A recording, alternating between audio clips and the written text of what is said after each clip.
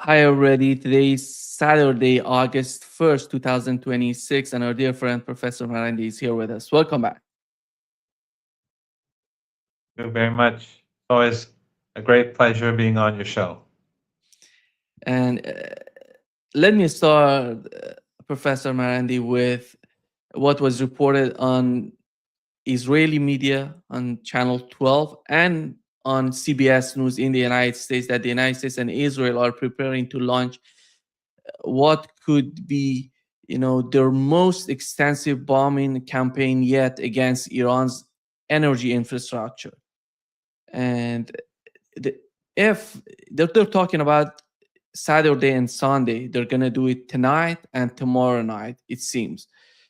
And how prepared is Iran for that? And what is the perception of Iran of this sort of attack if that happens? Well, the Iranians have prepared themselves for this situation, and they've said that they will destroy the uh, electrical power plants, the energy infrastructure of countries across the region in retaliation. And I think it's clear as day what will happen. These countries will not be able to continue to exist. I mean, there are quite a few people in the Persian Gulf that have the ability to keep their homes, uh, the electricity in their homes, working through these uh, their own private uh, machinery, but ultimately it's that the regimes will fail. There's no possibility that the Emirates will last if they don't have electricity or desalination plants. If they don't have desalination plants in Qatar or electricity, it's just not sustainable. Everyone will have to leave. Again, they may have these mini generators that can work for a few wealthy families or part of the population for a few days, but that's not going to uh, be nearly adequate to sustain society. So people will have to leave. And then, more importantly, uh, when Iran targets the oil and gas facilities, that will be the end of uh, the exports from this region for the years to come. And I believe that that will create a panic on the global markets because until now, the question has been when will the Strait of Hormuz be reopened? And when will the oil and natural gas or LNG and helium and fertilizers and so on get back onto the global markets? And how can the global markets be spared or the global economy be spared from a recession? But once this happens, then I think we're going to see a panic in the markets and collapse because there's no way that Trump or anyone else will be able to manipulate the markets anymore. People will be seeing scenes of burning infrastructure, and it will become clear to everyone that if the Strait of Hormuz is open tomorrow as a result of another MOU or another agreement between Iran and the United States, it won't really matter anymore. There will be nothing left to export. These countries will have collapsed and their facilities will have been badly damaged or destroyed. So, what the United States is threatening to do basically in the next couple of days alongside the Zionist regime, because at the end of the day, it's the Zionist regime that's behind it. It's not the United States. It's the Zionist lobby, the Israeli regime. We're seeing their um, propagandists in the United States pushing day and night for all out war. I was just on Pierce Morgan, and they were advocating all out war against Iran. It's clear that the force behind the driving force behind this conflict is the Israeli regime. But uh, if this, I think it's clear to the Americans that this is will be catastrophic for the global economy and the U.S. economy. But it appears, I mean, if this happens, it's clear that the United States has submitted, has accepted its own uh, depression, accepted having an economic depression and economic ruin for the sake of the Zionist lobby. It's not going to end well for the Israeli regime, because ultimately people across the world are going to recognize who has brought about this catastrophic situation. Because an economic depression is going to affect you in Brazil, it's going to affect people in Japan, it's going to affect people in South Africa, it's going to affect people in Argentina, in Nigeria. No one is going to be spared. And everyone will know who brought this about. It was Trump and Netanyahu and the forces that push the United States, meaning Zionism and the Zionist regime, towards this economic cliff. So we'll have to see. I mean, last night in Iran, some people were awake at night and to see what will happen. I did get up for morning prayers, and nothing.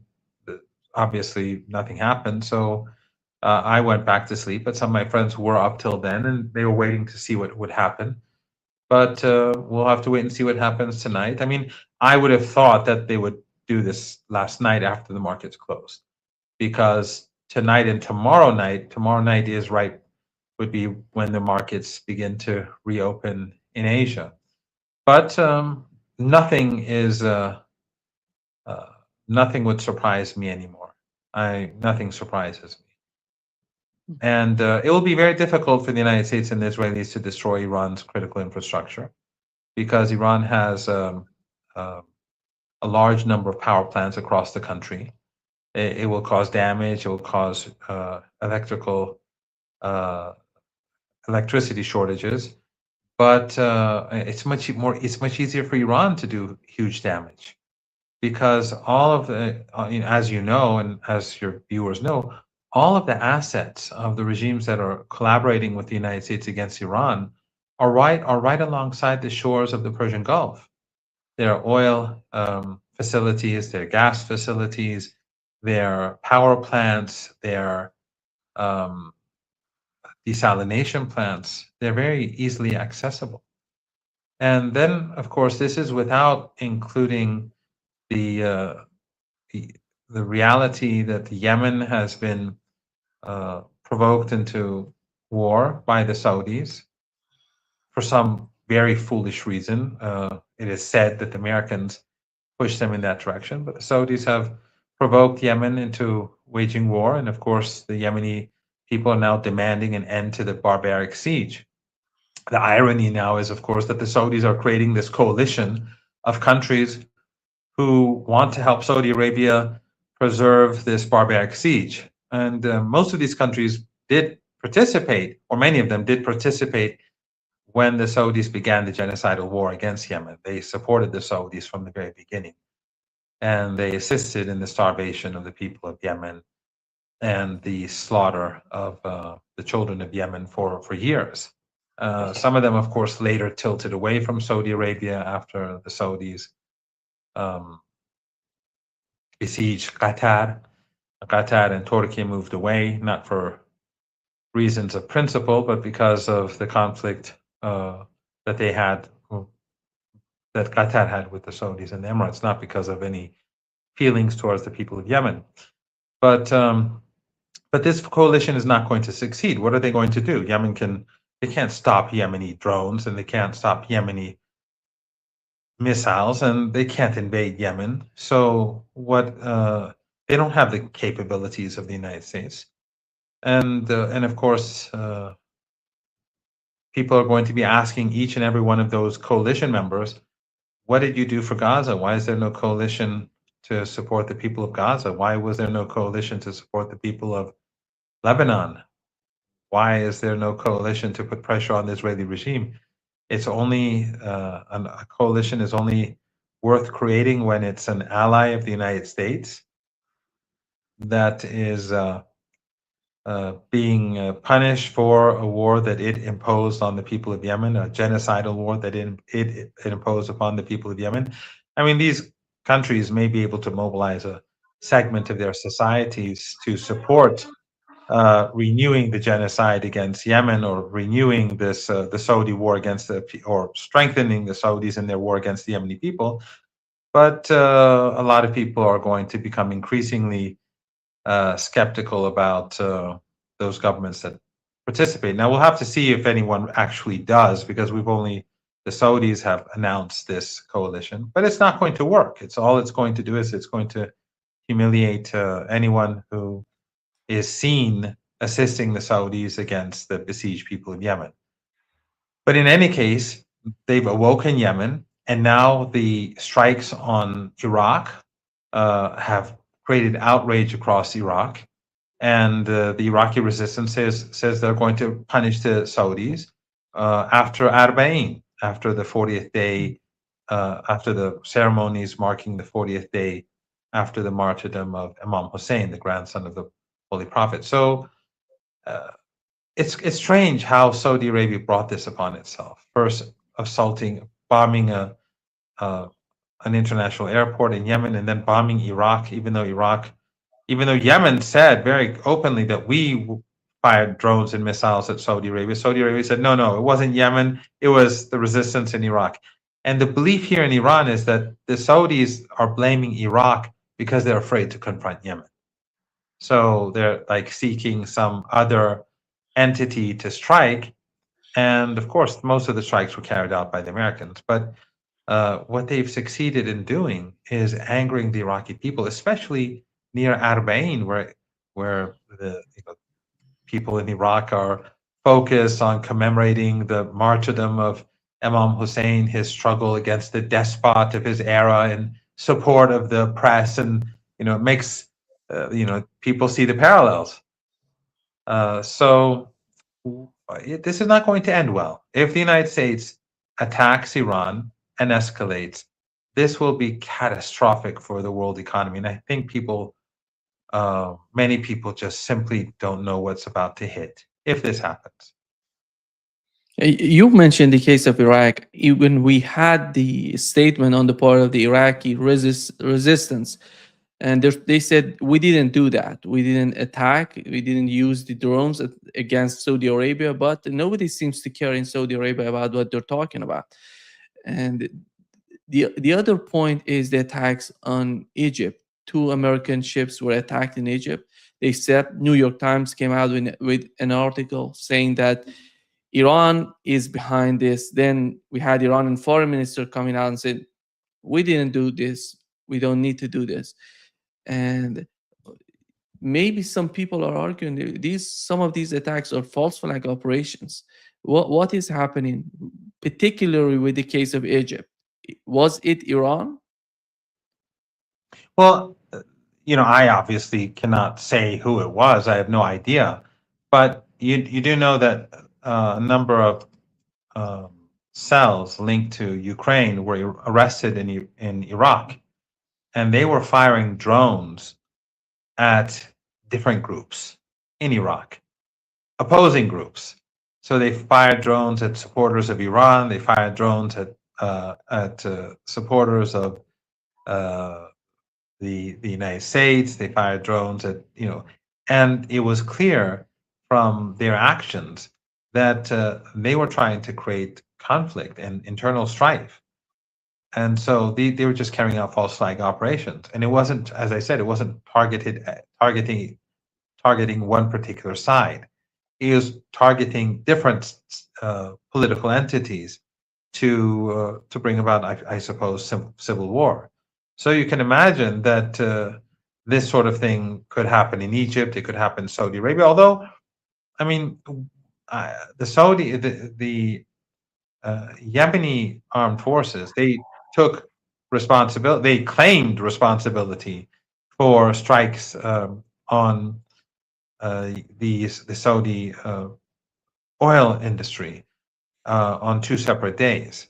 But the Saudis, when they failed to acknowledge that, and then on the subsequent day, the Saudis spoke of drones coming from Iraq, but there's no evidence of any strike on Saudi facilities that day. So it could be that the Saudis were just making it up, and on the third day nothing happened. But on previous occasions, Yemen said we did it, and Saudi Arabia just ignored that. Said no, it came from Iraq. The Iraqi government says we have no evidence. The resistance says it has nothing to do with us, and then the Saudis actually bombed bases that belong to the Popular Mobilization Forces that are a part of the Iraqi army. They killed Iraqi soldiers and Iranian soldiers, by the way, Iranian trainers who were there as well. Well, it was the Americans and the Saudis. I should keep reminding people that most of the strikes were carried out by the Americans. But the point is that there could be a combination of false flag attacks, like in Egypt, perhaps. That's what the Iranians are saying. There could be just also alongside that the foolishness of Saudi Arabia. I mean, the Saudi regime is not known to be one that is very wise. Remember, Mohammed bin Salman, he beat up the Lebanese prime minister, physically beat him up, the former prime minister Hariri. He murdered Jamal Khashoggi, someone who I knew personally, and I'd met many times in different places. He murdered him in their own consulate and got rid of his body in, I think, acid, and it caused an uproar, and then pretended that nothing happened. I mean, this is not a wise leadership. Then he started the genocidal war with Obama greenlighting it in Yemen, because he considered Yemen to be Saudi Arabia's backyard. And after years of genocidal war, he was forced to accept a ceasefire. And then, of course, he imposed a siege on Qatar, who was his ally. And Iran basically saved Qatar. Iran allowed Qatar to use its airspace and its sea routes to survive. And Qatar, of course, never really returned the favor, did the opposite in the long run. So this is a leader whose history of leadership is full of extraordinarily foolish acts. And then again, going back to Yemen, bombing Sana'a International Airport and carrying out an act of war. I mean, he obviously wanted to prevent Iran from breaking the siege that he imposed on the Yemeni people. But to bomb an international airport as a plane was about to land, a passenger plane, that's not the sign of a sane and wise leadership. But it's a sign of the times, because Trump and all the leaders that we're seeing now in the Western world and among their proxies, none of them have shown any sign of wisdom for the last few years, whether for good or for ill. They're just not. They just have. They've been very foolish. We have, let's assume if the United States together with Israel, finally decide to attack Iran, they have to use Saudi Arabia airspace, Iraqi airspace, all the region. Does that mean that the acts of resistance going to come out together with Iran, Yemen, Iran, and other parts of the acts of resistance to respond to that? Well, already Yemen is at war with Saudi Arabia. They've created a counter siege. We have to remember that the Saudis have a siege on Yemen, and it's been going on for years. Now Yemen has finally imposed a counter siege.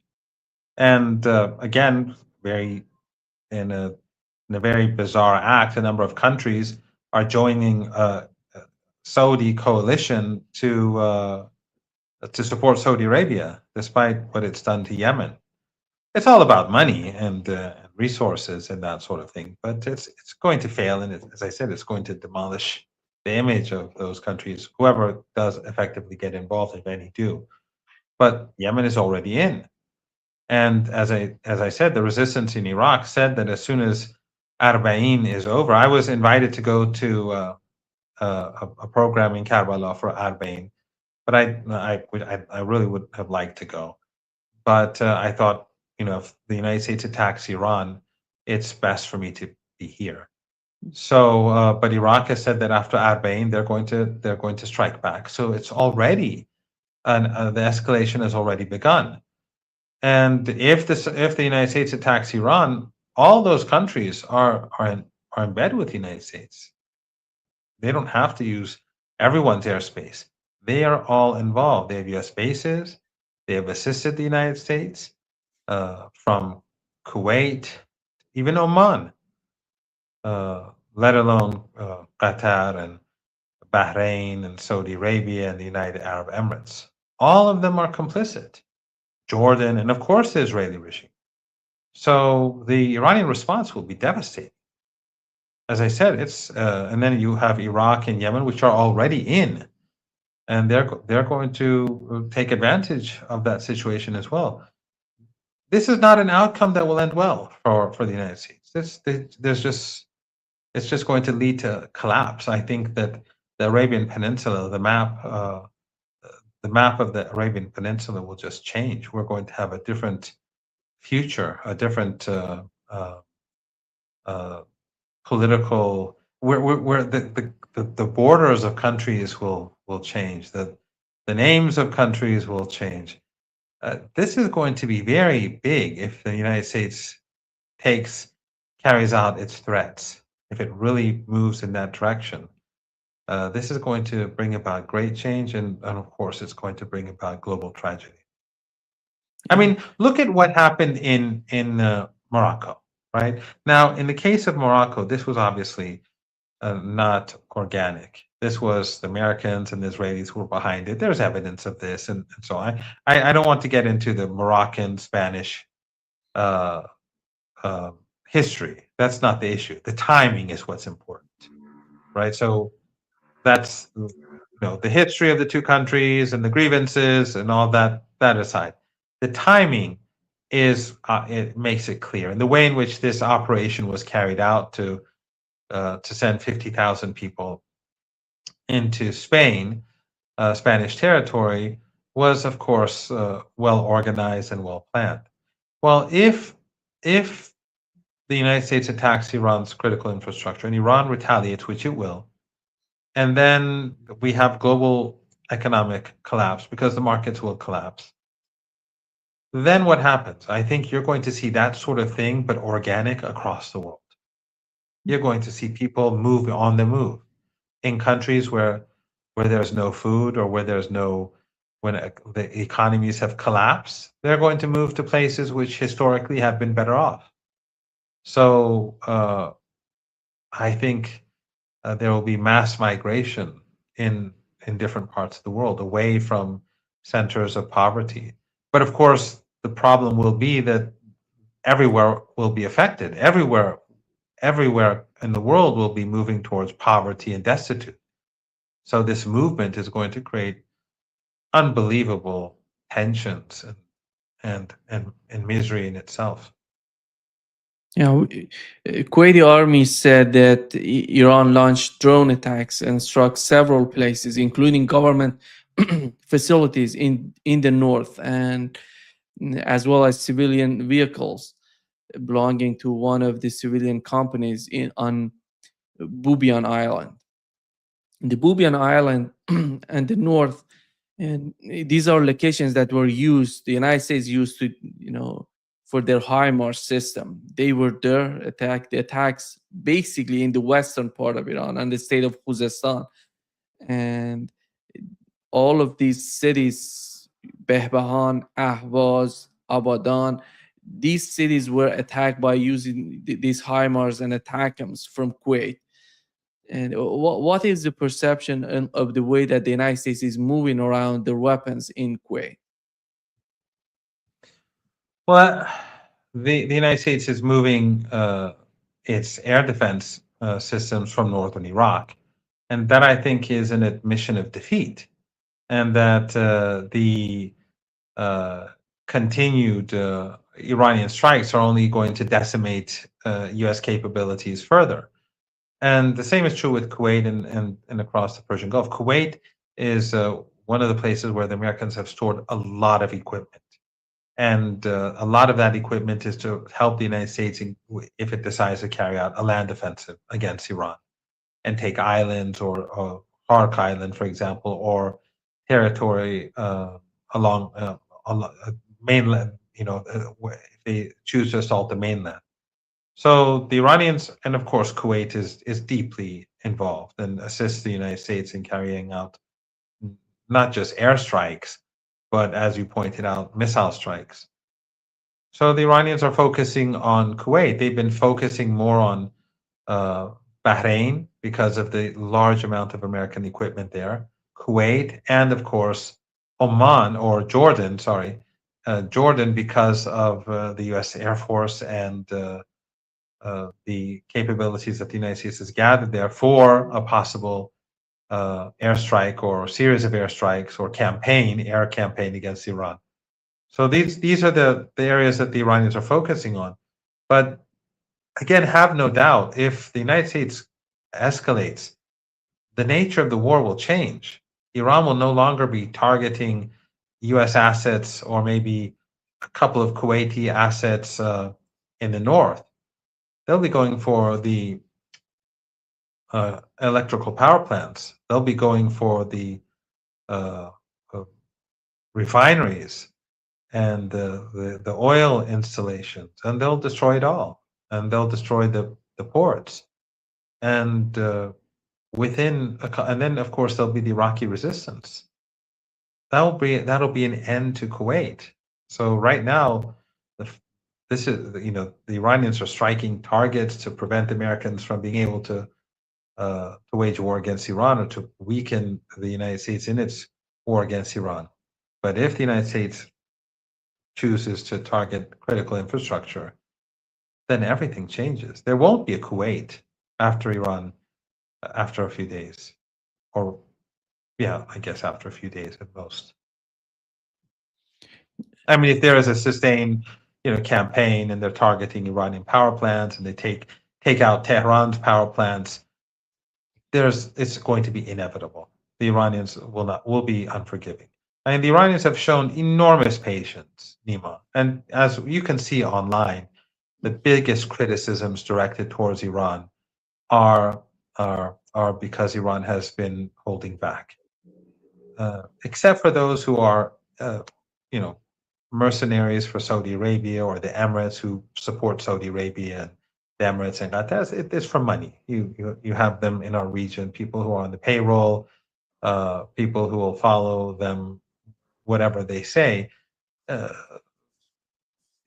even though Saudi Arabia and these countries have carried out aggression against Iran, against Yemen, against Iraq, they will support Saudi Arabia because that's where the money comes from.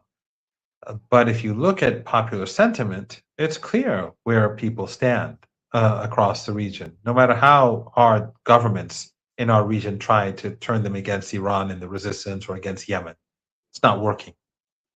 But in any case, if the Iranians have so far, people are criticizing Iran for not hitting back hard enough, and in Iran, a lot of people are unhappy. They're saying that they destroyed our bridges, they've destroyed, they've targeted critical infrastructure, pharmaceutical plants, hospitals, and these countries help them do it. And so, why aren't you hitting back the way they hit?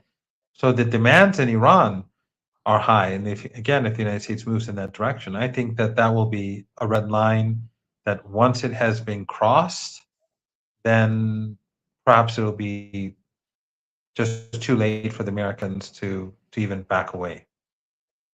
The attack on Jordan, latest attack on Jordan, was something new because Iran before was waiting for an American attack, then responding to that attack, retaliating. Then you see Iran going on some sort of, I don't know if we can call them preemptive attacks on Jordan, for example.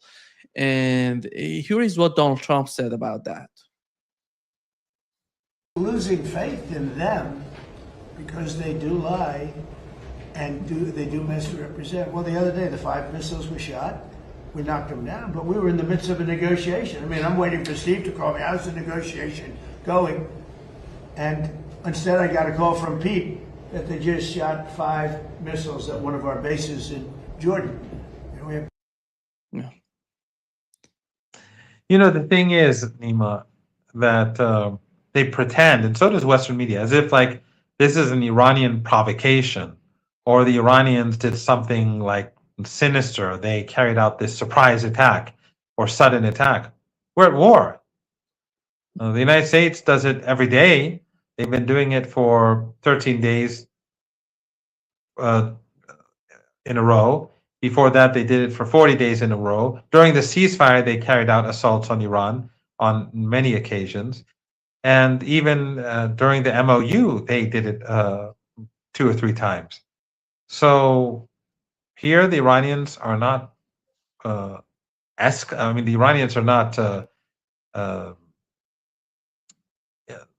initiating conflict. The United States, after 13 days, they stopped shooting. That doesn't mean there's a ceasefire. They don't dictate when we have ceasefires and when we have war. When they start, we have war. When they stop, we don't have war. That's not how it works. The Iranians will strike whenever they deem necessary. And if they deem it necessary, they'll strike now. As you rightly pointed out, they struck Kuwait. They struck U.S. assets in Kuwait. Why? Because the United States is waging war against Iran. In the case of Jordan, the United States was gathering for assets there that was a threat to Iran, and Iran did huge damage to the United States. And of course, there are no negotiations taking place. There's nothing happening between Iran and the United States. Everyone knows that by now. Trump always says that. I mean, we can go back for the last 5 months and just replace his different speeches with, switch them around, and no one would know the difference, which one was from 5 months ago, which one was from yesterday, because he's saying the same thing over and over again. They lie, they deceive us, they negotiate, then they change their mind, then they attack us, then it's all nonsense. The Iranians are very clear that the only way that there will be an agreement is for the United States to abide by its commitments. And the demands of the Iranians will be different in future. There'll be more demands, and the United States will have to do certain things upfront if there's ever going to be a deal. But Iran is not going to. The MOU is no longer enough for Iran, and that means of implementation will not be enough either. So it's for the United States. I mean, they've made a mess of things. They undermined the MOU. I mean, in Western media, they keep saying it was Iran. It had nothing to do with it. The Americans were supposed to hand over stolen assets. They didn't. The Americans were supposed to stop threatening Iranians. They didn't. That's a violation. The Americans were supposed to tell the Israelis to leave Lebanon. They did no such thing. They were supposed to lift the sanctions on Iranian oil exports. They did it for a few days, then reversed it. They violated every single commitment that they had, and then they went and tried to open their own corridor in the Strait of Hormuz in violation of Article 5 with the collaboration of the Saudis, Kuwait, and the Emirates, and Qatar. And Iran warned them, and finally, after a few days, Iran struck 3 of those ships and said enough is enough, and the Americans again violated the deal and attacked Iran. So the United States is at war with Iran. They have murdered Iranians. They started the war. They restarted the war. They imposed a siege. They reimposed a siege, which is an act of war. So what Iran did in Jordan is a response to U.S. aggression. And if it deems it necessary, as I said, they'll do it again. But I think it's important that Iran did this, not just because they destroyed key assets of the United States in Jordan, but I think there's even a more important element here, and that is that Iran is sending a message to the United States, and that is that we're not intimidated. We're not. You don't have the. It is not for you to decide when to strike and when there will be battle. Iran will make its own decisions. So while the Iranians have shown a lot of restraint, and they've shown no fear throughout this period. But I think taking the initiative in this way sends a new type of message to the United States that we'll go even further. When you think things are going to be quiet, we won't let them be quiet. He said that most people would have given up by now. They haven't. So I give them credit for that. They are tough. What does he want, from Iran? Because what is that? Give up. What does he want Iran to give up? That's the Well, question. some people get angry when I say this, but the axis of resistance is unique. They're unique. They're the only ones to stand up for the Palestinian people. They're the only ones to sacrifice for the Palestinian people. They're extraordinarily steadfast, whether it's Lebanon, whether it's Yemen, whether it's Iran, or whether it's the Iraqi resistance. And Trump is forced to acknowledge that. No one else is willing to stand up to the United States. No one else is willing to condemn the United States. No one else is willing to make sacrifices. I mean, they're willing to join a coalition with Saudi Arabia to attack the people of Yemen, who are the victims, but they're not willing to create a coalition to support the Palestinian people, even a token coalition. No. So it's clear as day what is happening. And of course, the resilience of the Axis has many reasons. I mean, we are near Arba'in right now, the 40th, commemorating the 40th day of the anniversary of the martyrdom of Imam Hussein. It's a key element in the ideological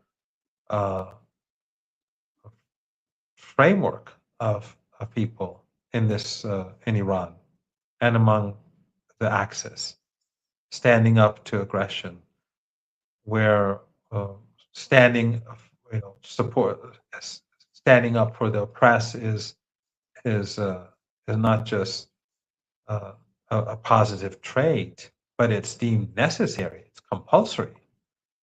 So he is astonished by what the Iranians have done, but it's not again. It's not just what the Iranians have done; it's what the other members of the Axis have done.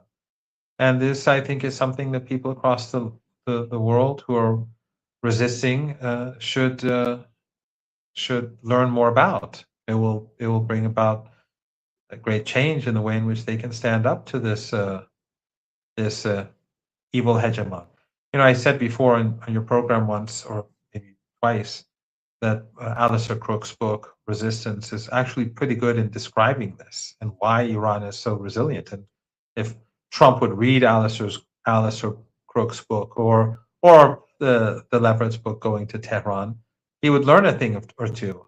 Not that he would be a better person; he's a sinister psychopath. But there are reasons why the Islamic Republic of Iran is so resilient.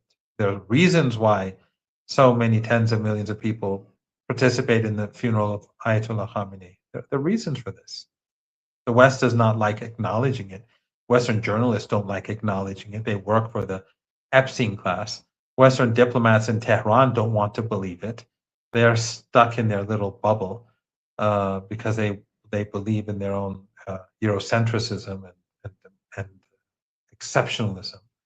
But the reality on the ground is there for everyone to see.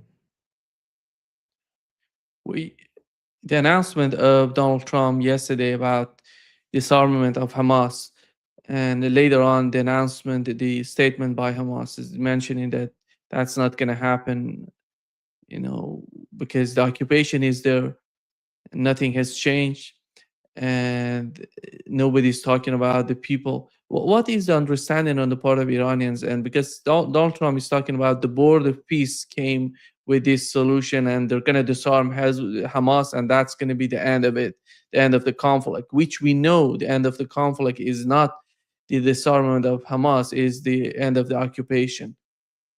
What is the understanding in Tehran? Well, in Tehran, as well as many other places, all those countries that helped the Trump create this so-called board of peace, all those countries that participated in that, you know, uh, that that circus in Egypt, where all those regional leaders came together to praise Trump and say how sincere he was and what a wonderful person he is, and Trump praised them and called him their friends in time of need. I mean, they helped Trump against the resistance. They helped the Israelis against the resistance. None of them, since that fake ceasefire of Trump, have spoken out and said that these are violations and that the Israeli regime is violating the ceasefire on a daily basis. Every day they're assaulting Gaza. Every day they're killing women and children. Every single day. And this so-called, these countries that are guarantors, whose leaders were there at the signing ceremony, and who praised Trump, they all bear responsibility. Again, now they're willing to create a Saudi-led coalition to kill the impoverished people of Yemen who are under Saudi siege, but they're not prepared to take a stand or to stand up against Trump and say, "Why are you doing this to Gaza? What was that? What was the so-called ceasefire all about? They're killing kids every day." Do you see any condemnation from any of these countries? And it makes it more difficult for Iran, because when Iran wants to negotiate Gaza with the United States, like with Lebanon, over the MOU, when Iran was negotiating, of course, indirectly over the MOU, when Iran spoke of Gaza, the Americans said, "Gaza is sorted out. We have this coalition. We in Egypt, we all gathered and made a decision there." And none of these countries are saying anything. So it puts Iran in a very difficult position to negotiate, to put pressure on the United States when the United States says we have this consensus among all these countries. It's very tragic. It's very tragic. I mean, if the countries of this region, if their leaders just took a stance for once against the Israeli regime, Gaza would be over. The United States is not in a position to stand up to the region. If Turkey and Pakistan and Iran and Saudi Arabia and Egypt and Iraq, Yemen, if they took a collective stance against Trump right now or Netanyahu, do you think that they could continue this? They couldn't continue. They can't be continued for a day. But anyway, they even refuse to break off ties. They refuse to break off economic ties. And of course, look at Morocco now, cooperating with the Israeli regime under these circumstances, at a time when Spain. I'm not saying that the government of Spain is ideal by any way or by any means, but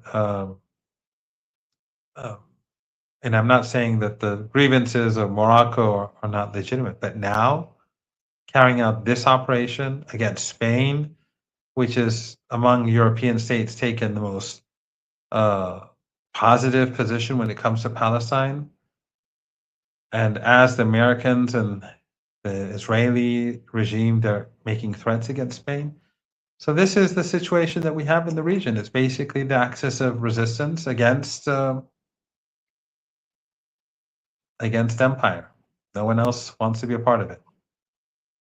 How I mean, they'll serious? say they are. They'll say they'll give lip service sometimes, and of course they'll attack the axis of resistance and say how hypocritical it is and how cowardly it is, and how they'll throw accusations out there, basically to hide their own indifference, to justify their own inaction. So that's how it works. If someone is doing something and others are not, the best way to to react to prevent people from questioning their inaction is to undermine those who are actually doing the right thing. Zelensky was asked yesterday, and if he sees the two wars the same, or he wants to merge the two wars, he wants to be part of, the war against Iran. He said that he feels that they're against the same force, and you mentioned the Ukrainian cells in Iraq and the attack on Iranian cargo The Iraqi ship. government said that. The Iraqi government, Yeah, whose exactly. prime minister was in the United States just a few days ago, they said that. Exactly. It was mentioned by Iraq government. And then the attack on Iranian cargo ship in the Caspian Sea. And we know the history of Ukrainians in Idlib, how they trained all these Wahhabi forces before going to Damascus and before the fall of Bashar Assad. They're basically so active in the region. And it seems that Israel is behind the scene and managing that sort of move on the part of Ukrainians. And how does Iran see the way Ukraine is behaving so strangely recently? And is that going to bring a big sort of fight between Ukraine or Iran, or Iran is going to manage that? Ukraine is not going to be that important for Iran for the time being. Well, Iran has said it's going to retaliate, and but we do know that the Ukrainian foreign minister then contacted the Iranians and effectively apologized. Now, what that's going to lead to, I don't know. We'll have to see. But the Ukrainians did back down. And I think it's because the United States does not want to see these two conflicts melt into one another. And the situation in Ukraine is not good at all. The Russians are pressing their advantage. I mean, people should ignore Western media. Western media is propaganda. And just like in our war in Ukraine is propaganda. The reality is that the Russians have the upper hand. Now they can strike refineries, they can strike malls and shops and storage buildings for goods. They can do all that, and it's going to hurt Russia. But Russia is going to win this war, and now the Russians are going to hit harder, and they're going to start hitting, and they've started hitting targets that in the past they would refrain from doing so. I mean, such as like the gas stations. Before they wouldn't do that. Now they're doing it because when the Ukrainians go beyond a certain red lines, and the Russians are going to go beyond those red lines. Until now, unlike the Israelis, the Russians have not been devastating cities. Kiev is not like Gaza.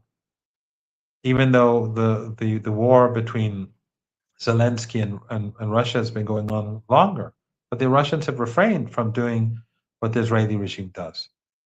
But when Ukraine does this, then the Russians they're going to escalate. They're going to retaliate. That's how you create deterrence. Just like the Iranians, if they continue striking Iranian critical infrastructure, Iran will retaliate. They have no option. They're not going to sit there and let their country be destroyed and let these countries that facilitate. And the Iranians can't strike U.S. Plants, so they'll strike those countries that are facilitating war against Iran. They are co-belligerents. They are partners in war. They are part of the war. So the Russians are doing the same thing. Ukraine is going to lose this war, and I don't think it's in the interest of the United States to merge these wars. And I think that's why the foreign minister of Ukraine had to contact the Iranians and try to ease tensions. Now, what is Iran going to do? I don't know. But the Iranians, before the Ukrainian foreign minister contacted, said they're going to retaliate. Now, will the Ukrainians compensate? I don't know. But in any case, this strengthens the Iranian-Russian relationship. And also it shows, it also shows, the nature of Zelensky's nature, that he's willing to sacrifice everyone and to create a bigger war for his own interests. And of course, he's a Zionist. Everyone knows he's a Zionist. The only negotiations, I would assume, real negotiations are happening between Iran and Oman. And recently, we had Deputy Foreign Minister of Iran talking about it on Persian media, and basically is mentioning, Iran is going to, negotiate with the Omani government. What is the policy of Iran? What is the importance of this trade and the way that Iran is negotiating with Oman? Well, Oman has earned the anger of Iran because they helped bring about this this new phase in the war. They allowed the Americans to create this corridor, which was in violation of Article 5. And of course, they were under duress.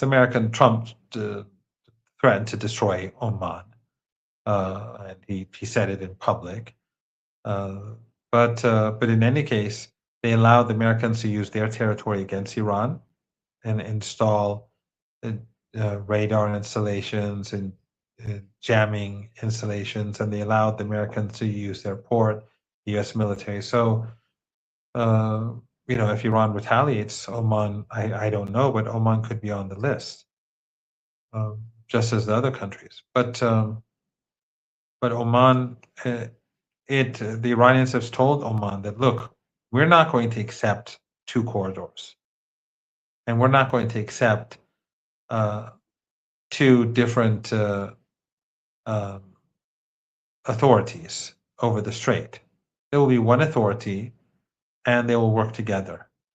And any corridor that exists, whether it's one or two or whatever, the Iranians will have to have a presence, and they will have to have control.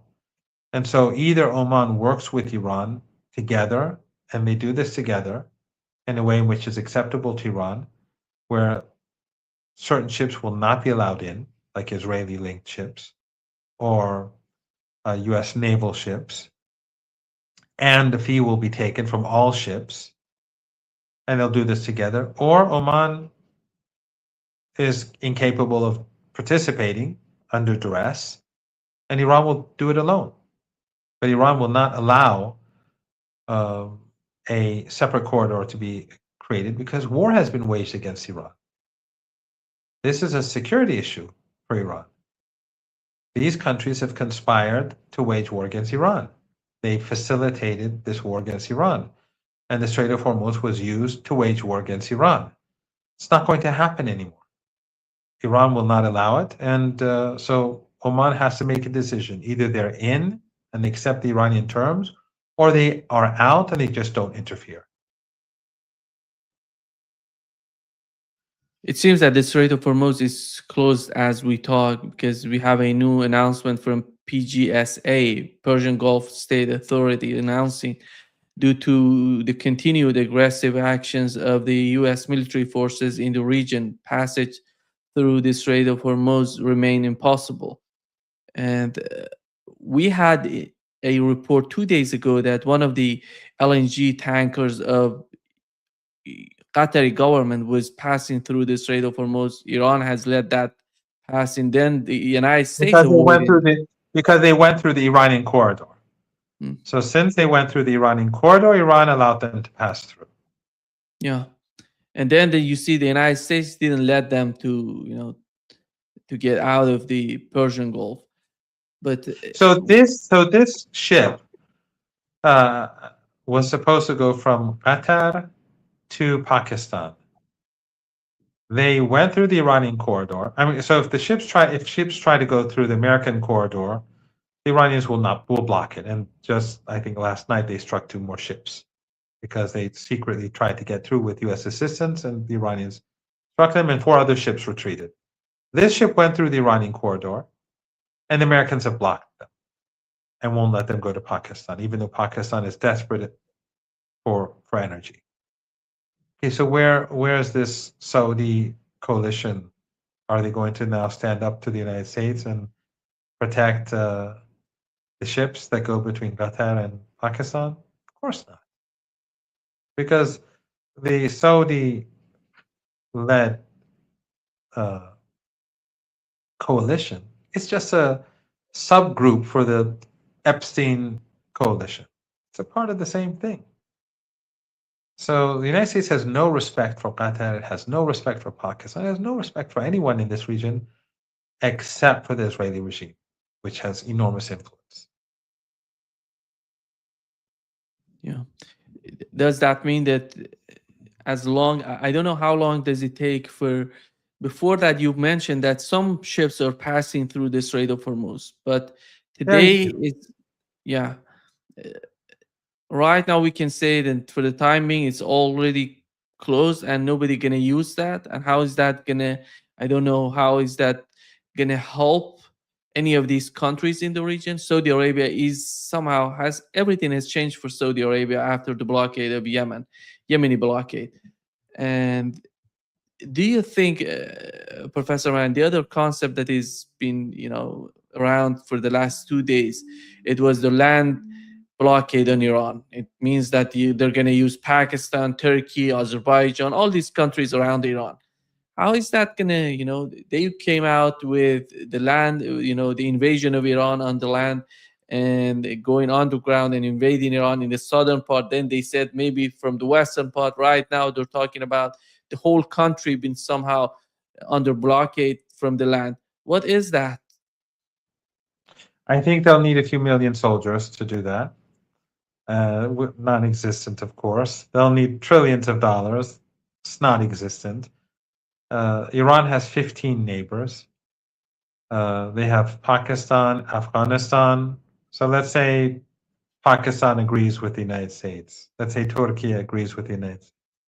There's Afghanistan, there's Turkmenistan, then there's the Caspian Sea, meaning Kazakhstan, Russia, then there's the Republic of Azerbaijan, there's Armenia, there's Iraq.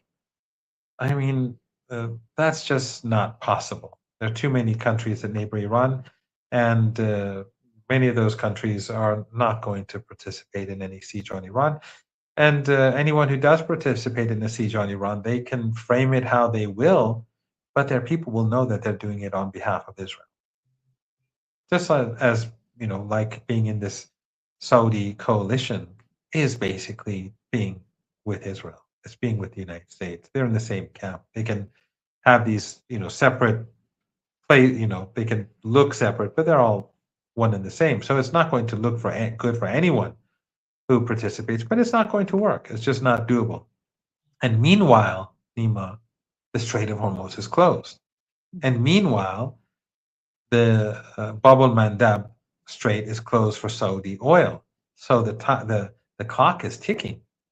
They don't have time to think of these elaborate and unrealistic projects for Iran. But in any case, I think it's clear that the only option left for the United States, a land invasion, I'm not saying it won't happen, but it will fail. Escalation, it could happen, but it will fail. It will bring about global destruction. And the land invasion would do that too, because the Iranians would retaliate against these countries that facilitated the land invasion. It would destroy Iranian infrastructure. So the Iranian response would be similar to the airstrikes. So, and a continuation of what we have is going to slowly bring down the global economy. The only way forward is for the Americans to back off. But the Zionist lobby, the Israeli regime, doesn't want that. Here is the security alert. The U.S. Embassy in Jerusalem has issued a security alert urging Americans in Israel and the Middle East to consider leaving due to the risk of unforeseen escalations. It warned the United States citizens to exercise heightened cautions and be prepared to flight for flight cancellation temporary. It means that they're preparing. It seems that they're preparing for the attack on Iran. That's why you see the security alert from the U.S. Embassy in Jerusalem. And meanwhile, some countries in the region are seeking to help Saudi Arabia against Yemen. It's unbelievable, but it's not going to work. It's going to, if they carry out the attack, it will fail. It will lead to destruction in Iran, but Iran will strike back harder. And we see how Iranian missiles work. We see how Iranian drones work. And we see that the United States has no defense. And so that will mean the end of oil from the Persian Gulf, permanent end of oil and gas and everything else. And so that this hope that Trump keeps trying to spread through market and market manipulation, that will end. And that will be the end of his presidency. That will bring down the U.S. economy. It will bring down much of the global economy. And we will be living in a very different world. And it will be thanks to Zionism and the Zionist lobby and the Israeli regime. And as soon as Iran sees Israel participating, it means that they're going to hit targets in Israel. Oh, of course. We discussed this before. The Iranians don't want to initiate with the Israeli regime because they don't want to help Netanyahu at home, even though his rivals are genocidal. The conflict inside the Israeli regime is enormous. But if he initiates, then the Iranian response will be devastating. And of course, Iran has been busy taking out all the radar stations and the layers of defense that it had prepared to protect the Israeli regime in northern Iraq, in the Persian Gulf, in Jordan, in Western Saudi Arabia. So it'd be much easier for Iranian missiles and drones now to strike the Israeli regime. But again, we have to wait and see. It all depends on the United States, but it could be tonight. Yeah. Thank you so much, Professor Marandi, for being with us today. Great pleasure, as always. Thank you very much for having me, Nima.